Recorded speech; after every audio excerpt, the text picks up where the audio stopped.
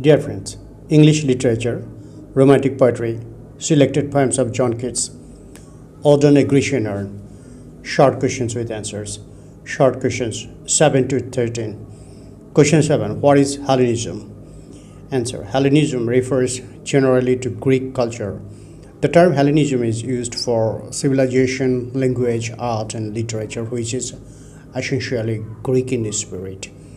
The word Hellenism is derived from the word Hellen, which means Greek. The ancient Greeks called their country Hellas and themselves Hellenists. Graecia was a name given by the Romans to Hellas. Thus, Hellenism may be defined as the love of Greek art, literature, culture, and the way of life. Keats did not know the Greek language, but Shelley once said Keats was a Greek because he was unmistakably a representative of Greek thought. He got his knowledge of Greek literature and life through a study of Elizabethans. It was the study of Chapman's Homer at the age of 16 that first excited his mind and stimulates his interest in Greek mythology and literature. The Greek influence came to him through his reading, number one, the translation of Greek classics, and number two, Lampier's classical dictionary, and three, through Greek sculpture. Question 8. Point out Keats' Hellenism in Ode on a Grecian Urn. Answer. Keats was rich in possessing the gift of Hellenism. The Ode on a Grecian Urn is replete with the spirit of Hellenism. Number one, the subject of the poem is Greek. The poem is about a Grecian urn, which is a relic of antiquity and a chronicler of ancient Greek pastoral life. Number three, in the poem, the Grecian urn is personified in the Greek manner. The urn is personified as unravished bride of quietness, foster child of silence and slow time, Sylvian, historian, Attic, shave, cold, pastoral. Number three, in sensuous imagination and in the use of bold imageries, Keats resembles the Greek. In the description of the love of bold lover who is at the point of about to kiss his beloved is a highly sensuous touch. Number four, in the poem there are Greek allusions and references. Tempe is a bell in Thessaly in Greece. Arcady is a country of ancient Greece. The word Attic comes from Attica, a district of ancient Greece where Athens is situated. 5. The Greeks were lovers of beauty, and so is Keats. To him, a thing of beauty is a joy forever. In Ode on a Grecian Urn, he finds beauty and truth identical. He says beauty is truth, truth beauty. Number 6. Finally, Keats' Hellenism consists in the simplicity, directness of his treatment of subject matter of the Grecian Urn. Question 9. How does Keats describe the ideal world portrayed on the Grecian urn? Answer. In Ode on a Grecian Urn, Keats has paid a glowing tribute to the Grecian urn. Around the rim of the urn, there are engraved the pictures of the young and maidens, lover and beloved, piper, trees, etc. The urn, by virtue of its permanent value, has immortalized those objects that have been carved on it. The piper on the urn will always continue to pipe songs. The poet cannot hear the music made by the piper, but he can imagine it. The silent music coming out of the pipe is more appealing to him than all verbal music. So the poet asks the sculptured piper to continue his piping so that he may enjoy the unheard music in his imagination. The lover on the urn is depicted in the mood of kissing his beloved, but he cannot fulfill his desire. The poet consoles the lover that he should not be frustrated or gloomy because his beloved will never lose her beauty, and he, that is lover, will never lose his passion for her. The trees on the urn will never shed their leaves. It seems the spring season is prevailing over the nature. All the trees are leafy and green with the intense leaves. The branches of the trees are happy because they will never lose their leaves, and the spring season will never take farewell from the nature depicted on the Grecian urn. Thus, Keats describes the permanence of art.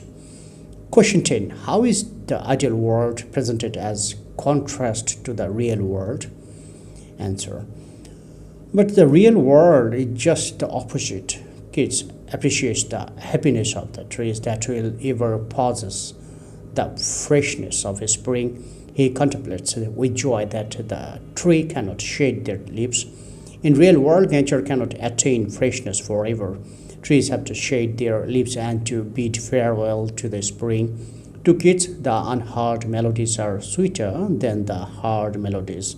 The music heard by the physical ear may be sweet, but there is a limit to its sweetness.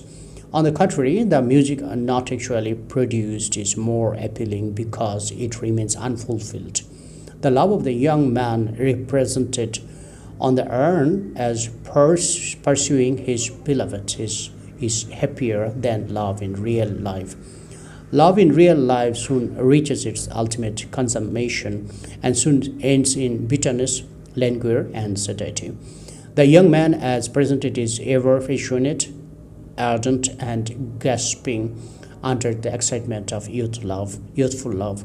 His love is contrasted with that of its counterpart in reality, is full for a favor and freshness.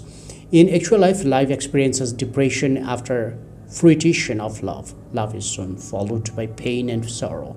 The over gratification of the desire of the flesh and blood thus meets with a sad end. Thus, in the poem, the ideal world is presented as a sharp contrast to the real world.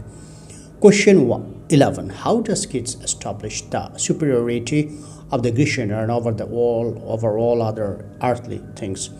Answer. Keats addresses the Grecian urn embodied all over the pictures of man and woman, of forest, trees, children, weeds, and says that it baffles and perplexes human mind as does eternity itself. According to Keats, art is immortal. It exists while all the earthly things are subject to decay. The poet says that we, the human beings, will be consumed by the course of time. Time passes on and leaves its impression on our body. Ultimately, we die and make a flight to the other world.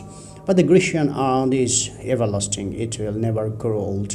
One generation will come after another, but the Grecian urn will remain intact. The painting on the outer surface of their urn will always be inspiring and stimulating. It will stimulate our feelings forever and ever. It will provoke new ideas and new philosophy from generation to generation. It will exist amid the joy and sorrow of the human beings. Thus, Keats in the poem has given superiority to the permanence of the Grecian urn over all other earthly things. Question 12. What is the message of the Grecian urn? Answer. The message of the Grecian urn to humanity is that beauty and truth are identical. Actually, Keats is a great philosopher, a great worshipper of beauty.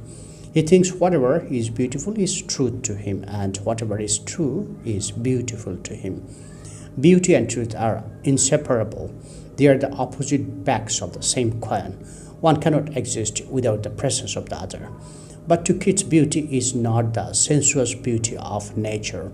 He wants to dig deeper into human joy, sorrow, and moral spirit, and thus he intends to experience the true nature of joy and sorrow. Actually, this is the truth. In this respect, L.R. Shaw has said the end of poetry for Keats was not the cult of beauty of an external sort recognizable by smell or touch or sight or hearing. His eyes are already set upon the beauty of sorrow and joy, a beauty of the moral being and of the spirit. Question 13. What do you know about Grecian urn? Answer. An urn is a tall, vase-like container made of pottery or stone and used for holding the ashes of a dead person. It is with rounded bodies and a narrow neck and was used in ancient Greece and Rome to preserve the ashes of the dead. Many of these vessels, often beautifully decorated with painted or carved designs, survived in private collection or in public institutions such as the British Museum. The urn to which the ode is addressed is less likely to be one particular example made up of details from many such many such urns or other works of art that kids could have seen in museums or reproduced in books of engravings. The Grecian urn, which is referred to in the poem, is a relic of antiquity and a chronicler of ancient Greek pastoral life.